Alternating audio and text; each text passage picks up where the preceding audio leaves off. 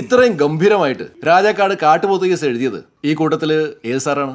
അല്ല മടിക്കണ്ട, കടന്നു വരൂ.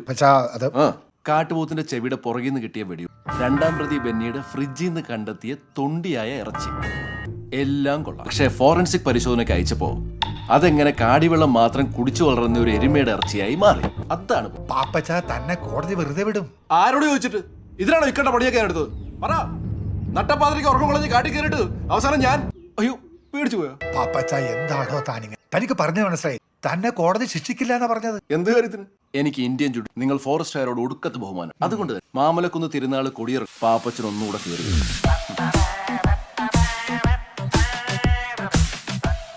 എന്തായാലും കാട്ടുപോത്ത് എരുമയെ മാറിയതിന് കോടതി കയറണോ?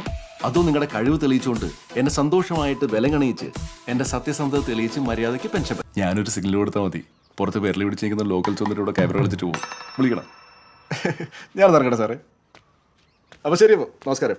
കളിച്ചുള്ള കള്ളത്തരങ്ങൾ മുഴുവൻ കളിച്ച് അവസാനം എന്നെ തോക്കൊണ്ട് ഒടിക്കലോ കഴിവേറി. അപ്പച്ചാ എന്താടാ ഇനിയിപ്പൊ നിന്റെ കേസ് തരാതെ തീരുമാനമാവോ? പോലീസുകാരുടെ ഫോറസ്റ്റുകാരോട് അവൻ നിന്റെ നോക്കിറങ്ങി പോയോ? മതി.